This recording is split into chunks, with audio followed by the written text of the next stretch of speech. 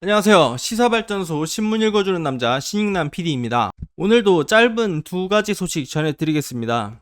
윤석열 장모 징역 3년 법정 구속, 변호인 75세 노인이 도주 유감이라는 제목의 머니투데이 기사 내용입니다. 대권주자 윤석열의 장모가 요양급여 사기 혐의 사건 1심에서 징역 3년을 선고받고 법정 구속됐습니다. 변호인은 75세 노인이 무슨 증거인멸 우려가 있냐며 법정 구속 판결에 유감을 표했습니다. 윤석열의 장모 최 씨를 변호하고 있는 송경식 변호사는 2일 최 씨에 대한 판결 직후 취재진과 만나 75세 노인이 무슨 증거인멸, 도주 우려가 있냐고 밝혔습니다.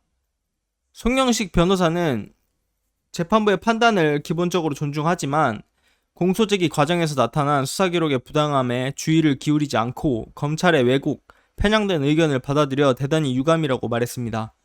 송경식 변호사는 변호인 의견과 달리 혐의를 유죄로 본다 하더라도 양형 판단이 합당한 것인가에 대해 대단히 의구심을 가질 수밖에 없다며 최 씨가 어디로 도주하겠냐, 증거인멸, 도주 우려가 있다는 판단에 대해 존중은 하나 법률가로서는 이해할 수 없다고 했습니다.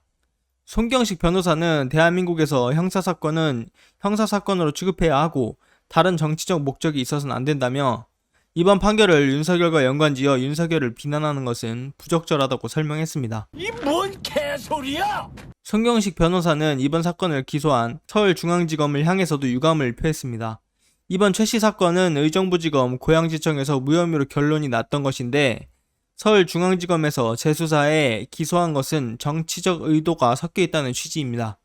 송경식 변호사는 검찰이 무관하지 않았다고 볼 사정이 많다고 했습니다. 한편 의정부지법 형사합의 13부는 이날 장모 최 씨에 대해 징역 3년을 선고하고는 구속영장을 발부했습니다. 이 사건에서 최 씨는 의료법 위반과 특정경제범죄 가중처벌법상 사기 혐의를 받았습니다. 구체적으로 최 씨는 의료기관 개설 자격이 없음에도 2012년 11월 동업자들과 의료재단을 설립, 경기 파주에 요양병원을 개설하고 운영에 관여한 혐의를 받았습니다. 이 과정에서 국민건강보험공단으로부터 요양급여 22억 9천만여 원을 불법 수령한 혐의도 받았습니다. 재판에서 최 씨는 요양병원 불법 개설에 관여한 바 없다고 주장했으나 받아들여지지 않았습니다. 의료재단 관계자 중 한 명에게 빌려준 돈이 있어 돈을 받을 때까지 재단 이사로 이름을 올렸던 것일 뿐이라는 취지입니다. 그러나 재판부는 최 씨의 혐의 모두를 유죄로 인정했습니다. 재판부는 병원을 운영, 인수하는 과정에서 최 씨가 관여한 사항이 인정된다면 사위를 통해 병원 운영, 자금 조달 관여 부분에 개입한 것을 인정할 수 있다고 지적했습니다. 또 재판부는 사기 혐의 역시 유죄로 인정할 수 있다고 설명하면서 국민건강보험공단의 재정을 악화시키고 국민 전체에 피해가 갔다며 이 사건에서 피해금이 대부분 환수되지도 않았다고 밝혔습니다. 이어 의료법 위반 행위를 언급하면서 병원 설립 초반부터 투자금 회수에 나섰다며 피해를 확대하는데 최 씨가 일조했다는 점에서 범행을 중단시키거나 피해 회복을 위한 어떤 행위도 하지 않았다고 볼 수 있다고 했습니다. 끝으로 최 씨가 잘못을 인정하지 않고 있고 피해 규모가 크다, 증거인멸, 도주 우려가 있다며 법정 구속이 필요하다고 설명했습니다. 첫 번째 소식 마무리하겠습니다. 참 머니투데이스러운 기사였는데요. 국민의 혈세를 가지고 장난질을 했는데 고작 3년이 뭡니까? 그리고 송경식 변호사님, 대한민국 헌법 제11조 1항에서는 모든 국민은 법 앞에 평등하다고 했습니다.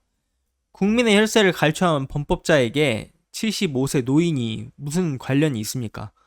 다음 소식입니다. 검찰 지지부진 박덕흠 수사 본격화, 부장검사 직접 맡아라는 제목의 파이낸셜 뉴스 단독 보도 내용입니다. 무소속 박덕흠 의원을 배임 혐의로 고발한 사건에 대해 검찰이 재배당하고 본격 수사에 착수했습니다. 그간 지지부진했던 박덕흠 의원 수사를 평검사가 아닌 부장검사가 직접 맡는 등 수사에 속도를 내고 있습니다. 2일 파이낸셜 뉴스 취재 결과 전날 서울중앙지검은 경제범죄 형사부에 박덕흠 의원 배임 혐의 사건을 재배당했습니다.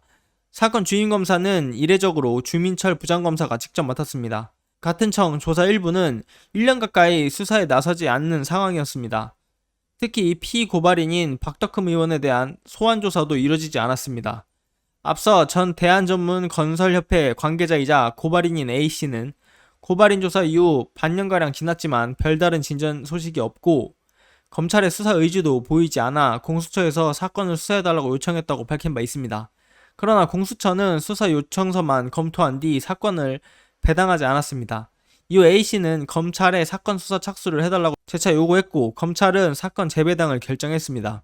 과거 A씨는 박덕흠 의원이 대한전문건설협회장이던 2009년 지인이 소유한 충북 음성군의 골프장을 시세보다 200억 원 비싼 값에 사들여 협회에 손해를 끼쳤다며 지난해 9월 박덕흠 의원을 업무상 배임 혐의로 고발했습니다.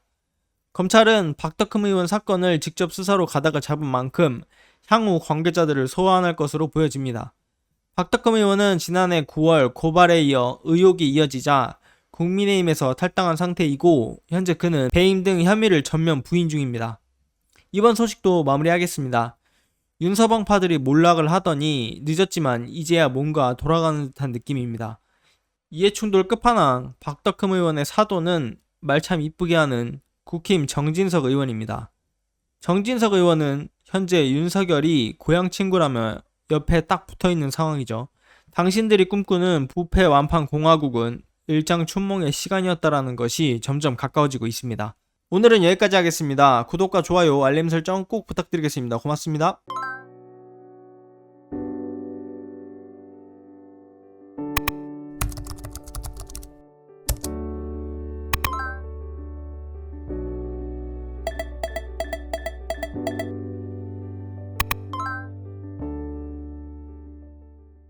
안녕하세요.